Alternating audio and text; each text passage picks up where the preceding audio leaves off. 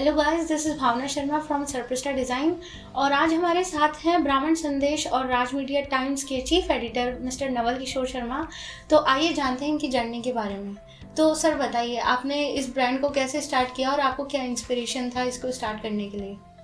Inspiration ये कि जब मैं स्टडी कर रहा था तभी से मैं प्रिंट मीडिया से जुड़ा हुआ था। कुछ मेरे आलेख लेख वगैरह प्रकाशित होते रहते बड़े मीडिया में, तो उसी टाइम से मेरा रुझान हो गया था। और कुछ फैमिली हमारा बिजनेस था रिंग्स में, तो उसको आगे बढ़ाने के हिसाब से मैं 2002 में जयपुर में मैंने स्टार्ट किया दूरदर्शन के लिए सीरियल एंटरटेनमेंट इंडस्ट्री के लिए स्टार्ट किया। 2002 में मैंने पहला सीरियल बनाया था हंसते गाते, जो कॉमेडी और मनोरंजन से भरपूर था। उसके 26 एपिसोड बनाते। उसके बाद में धीरे धीरे मुझे लगा कि सीरियल बनाने के साथ साथ मुझे टीवी एडवर्टाइजमेंट की ओर जाना चाहिए, क्योंकि टीवी सीरियल को चलाने के लिए एडवर्टाइजमेंट बहुत जरूरी होता है। हाँ जी। तो मैंने देखा यहाँ पे टीवी इंडस्ट्री में कम थे एड वगैरह बनाने की क्लाइंट वगैरह, तो मैंने सोचा कि पहले इन क्लाइंटों को अपन डेवलप करें। तो मैंने 10-12 बड़ी कंपनियों के एड वगैरह बनाए, जिसमें ओसवाल साबुन है, पीसीएम मसाले हैं और हैं। तो ये सब डेवलप करने के बाद फिर मैंने दूसरा सीरियल बनाया, वो मेरा सक्सेसफुल रहा। फिर तीसरा, इस तरह का 3 सीरियल मैंने दूरदर्शन के लिए बनाए। अच्छा। उसके बाद में 2010 में एक और सीरियल मैंने रियलिटी शो बनाया, डांस बेस्ड सीरियल था अपना। तो उसमें डांस से रिलेटेड जो बच्चे आ रहे थे उनको एक प्लेटफॉर्म देने के हिसाब से मैंने वो सीरियल बनाया। वो डीजी गोल्ड पे हमने प्रसारित किया, उसका बहुत रेस्पॉन्स अच्छा रहा। तो आप अपनी लाइफ में काफी टैलेंटेड लोगों से मिल चुके हैं। हाँ, इसी दौरान पिछले 15-20 सालों में बहुत से लोग जमीन में मिले और आज कुछ बहुत सी चीजें उनसे सीखने को मिली। तो इसी दौरान हमने 2007 में समाज का एक प्रमुख मुखपत्र ब्राह्मण संदेश की स्थापना की। मुझे लगा कि मैं कई सोशल कार्यक्रमों में जाता था, तो मुझे लगता है कि अभी समाज को डेवलप करने की जरूरत है। हाँ, तो डेवलप तभी हो सकता है जब इसका मुखपत्र हो।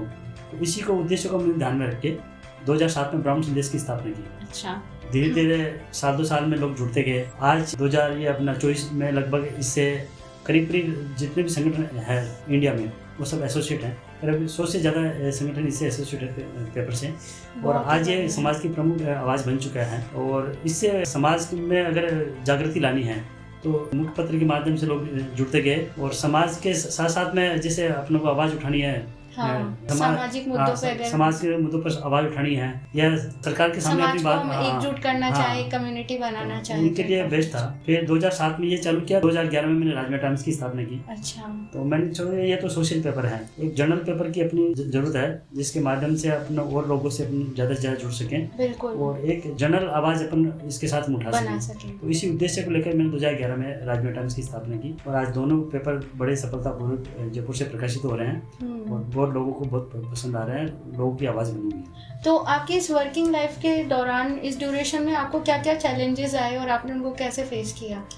चैलेंज तो अभी नई नई टेक्नोलॉजी आ रही है, डिजिटल युग आ रहा है, व्हाट्सएप है, फेसबुक है, क्योंकि डिजिटली लोग काफी स्विच कर रहे हैं। तो प्रिंट मीडिया में कोरोना भी 2 साल का है, उसमें भी बहुत हमने तकलीफें झेली, पर सत्यता अपनी जगह होती है। प्रिंट मीडिया की अपनी एक वैल्यू है। तो आप कितने ही व्हाट्सएप पे न्यूज़ देख लो, फेसबुक पे देख लो, गूगल पे देख लो, पर अगर सच्चाई आपको देखनी 90%, तो उसके लिए प्रिंट मीडिया में आपको जाना पड़ेगा। ऐसा प्लेटफॉर्म पूरे वर्ल्ड में आज प्रिंट मीडिया है, जिसके माध्यम से लोग विश्वास करते हैं। उसके बाद में सेकंड नंबर आता है टीवी चैनल का। इन दोनों माध्यमों के बीच की वजह से ही आज लोग इनसे जुड़े हुए हैं, क्योंकि इनका एक सोर्स होता है। बहुत से लोग आए अपने, जैसे व्हाट्सएप पे खबरें चलती है और खबरें लोगों को डाउट रहता है कि क्या पता सही है कि नहीं है। तो सुबह मॉर्निंग में जब तक पेपर नहीं पढ़े तो उनको तसल्ली नहीं होती कि ये वाकई सही है, ये सही है। तो सत्यता के लिए प्रिंट मीडिया आपको जरूर पढ़ना पड़ेगा, और ये हमेशा इसकी व्यवस्था बरकरार रहेगी। अमेरिका में इनमें भी बहुत बहुत टेक्नोलॉजी होगी, पर आज प्रिंट मीडिया और इलेक्ट्रॉनिक मीडिया का अपना महत्व है, और इसका महत्व रहेगा।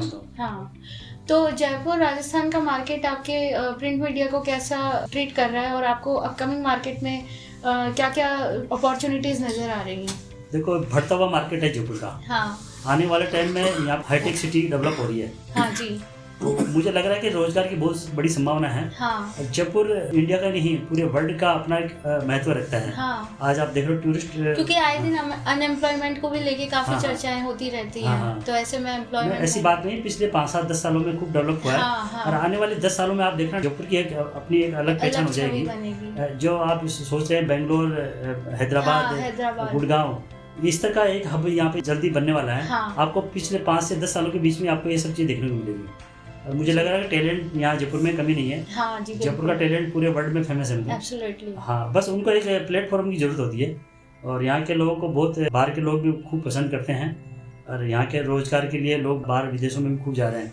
तो टैलेंट तो है तभी तो लोग जा रहे हैं। हाँ, तो आप यूथ को क्या संदेश देना चाहेंगे कि जब भी अगर वो कुछ अपना ब्रांड स्टार्ट करते हैं हाँ। तो आपकी क्या एडवाइजेस रहेगी? यूथ को 3 मैसेज देना चाहूँगा। आप एक तो ईमानदारी से काम करें, हाँ दूसरा आप अपना डिसिप्लिन रखें काम में, हाँ जी तीसरा कमिटमेंट आपका परफेक्ट होना चाहिए। हाँ। अगर जिसके पास 3 चीज़ें हैं ना, वो ज़िंदगी में कभी असफल नहीं होगा, मेरी गारंटी है। आप 3 चीज़ों पे ध्यान रखें। आप किसी से बात करते हैं उस पर अपनी बात पे कायम रहें, ईमानदारी से काम करें हाँ और मेहनत से अपना जो भी काम करें उसको करें। उसमें टाइम जरूर लगता है पर आने वाला समय उसी का होता है। हाँ हमने जो बड़े बड़े बिजनेसमैन हैं उनसे ये 3-4 चीज़ें सीखी हैं। आप इन चीज़ों पे अगर खरा उतरेंगे हाँ तो कहीं कोई कमी नहीं आएगी। आपका व्यापार, आपका बिजनेस, आपका जो प्रोफेशन है बहुत शानदार दौड़ेगा जी। तो आप इतने सारे इवेंट्स में जाते रहते हैं, एज मीडिया पर्सनैलिटी आप हाँ। अपीयर होते हैं, तो कुछ ऐसे इंसिडेंट आप लाइफ के शेयर करना चाहें जो कि बहुत ही अच्छे रहें, बहुत ही अच्छा एक्सपीरियंस रहा जहाँ पे आपको बहुत एक अच्छा आगे बढ़ने के लिए इंस्पिरेशन, मोटिवेशन मिला जहाँ से? आपने बहुत अच्छी बात बताई मेरे को। ये क्या चीज़ है कि मीडिया बड़ा क्षेत्र है, हाँ करीब 10,000 लोग जयपुर में काम करते हैं, पर ब्राह्मण संदेश और राज मीडिया की एक अपनी एक अलग छवि बन गई है। वो छवि इसलिए बनी कि इसकी क्वालिटी, इससे लोग जुड़ते गए। हाँ हमने जो लोगों से कमिटमेंट किया, जो बातें की, उन पे खरे उतरे, उसी की देन है कि आज लोग बड़े बड़े इवेंटों में इनमें एज ए गेस्ट इन्वाइट करते हैं। एक ब्रांड वैल्यू के नाम से इसकी पहचान बढ़ी है।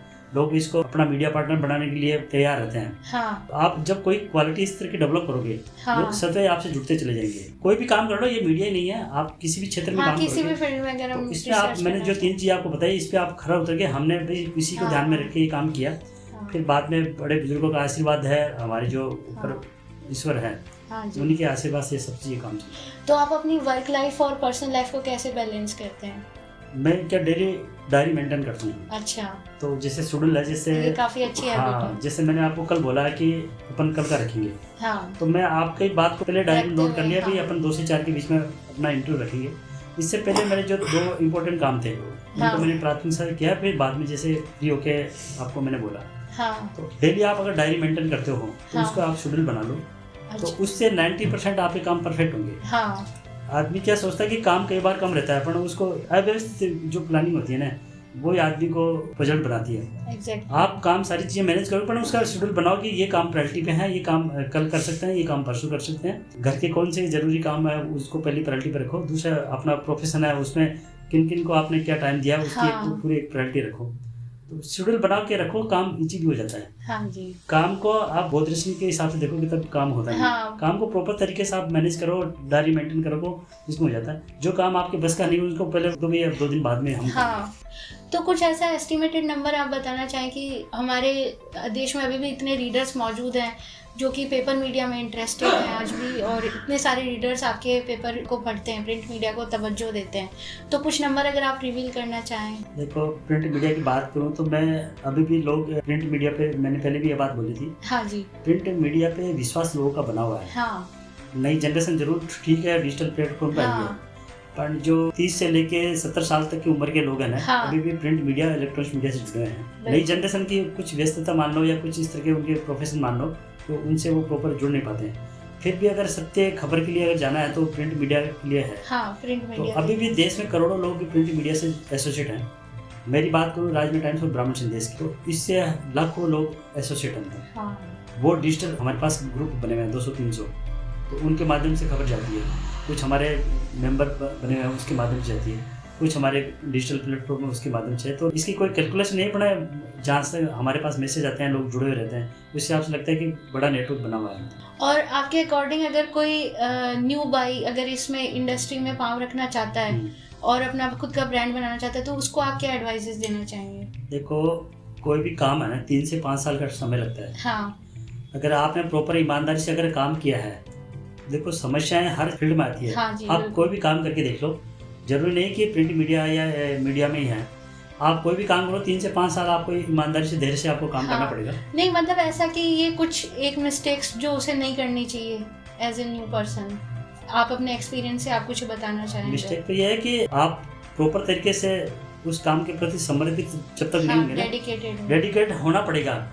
जब आपके पास उस काम के प्रति जुनून होगा, हाँ। तो मेरी गारंटी है वो काम परफेक्ट होगा। हाँ जी, बिल्कुल। और जुनून के साथ साथ में आपको 2-3 चीज़ें जरूरी है, मैं बार बार पहले भी आपने बताई, हाँ। कि काम के प्रति ईमानदारी, Commitment, हाँ, समर्पित हाँ। भाव और लोगों के पास जो कमिटमेंट किया वो परफेक्ट होना चाहिए। एब्सोल्युटली, तो ये 2-3 चीज़ें हैं, ये किसी भी प्रोफेशन व्यापार के लिए परफेक्ट है मतलब। बहुत ज़रूरी है। हाँ, तो आप ये काम अगर रेगुलर रखते हैं तो मेरी गारंटी है कि आप एक दिन सफल जरूर होंगे। तो अब जब आप मार्केट में निकलते हैं तो आपके मीडिया जो चैनल है उसके प्रति लोगों का नज़रिया क्या है, और आपने चीज़ें धीरे धीरे कैसे बदली, इससे जुड़े हुए अगर आप कुछ किस्से बताना चाहें तो बहुत अच्छा रहेगा। तो शुरुआत में क्या कि कोई भी मीडिया आप चालू करते हैं तो लोग देखते हैं कि यार कैसे चल पाएगा, नहीं चल पाएगा, खुद को भी थोड़ा सा रहता है कि यार इतनी भीड़ में कैसे अपनी जगह बना पाएंगे। हाँ जी, बिल्कुल।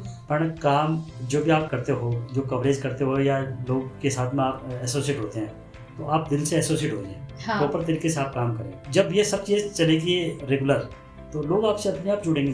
काम वो तो चाहते हैं कि हमारे को अच्छे लोग मिले, हम भी चाहते हैं कि अपने अच्छे लोग मिले।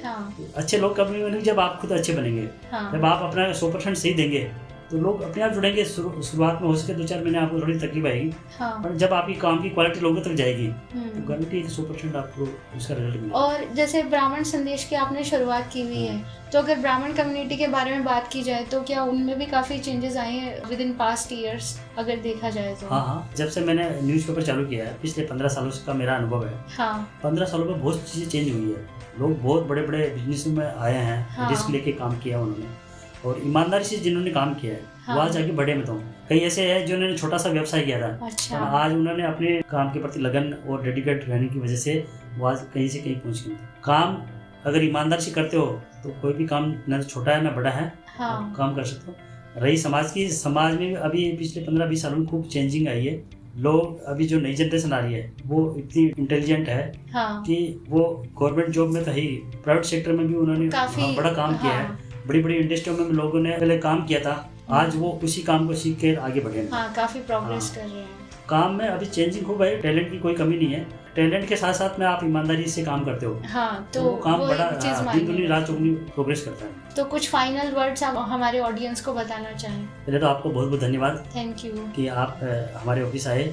मैं तो यूथ और नई जनरेशन को ये कहना चाहूँगा कि काम कोई भी करें, ईमानदारी और लगन और मेहनत से करें, वो काम एक दिन आपको बड़ी उपलब्धि दिलाएगा। इसी शुभकामना के साथ जय हिंद, जय भारत। तो गाइज, आई होप आप लोगों को हमारा ये पॉडकास्ट पसंद आया हो, और हम आपके लिए ही ऐसे और एक्सपीरियंस्ड एंटरप्रेन्योर्स को लाते रहेंगे। तो अपनी थॉट्स को कमेंट्स में बताइए और ज़्यादा से ज़्यादा लोगों के साथ शेयर कीजिए। Thank you.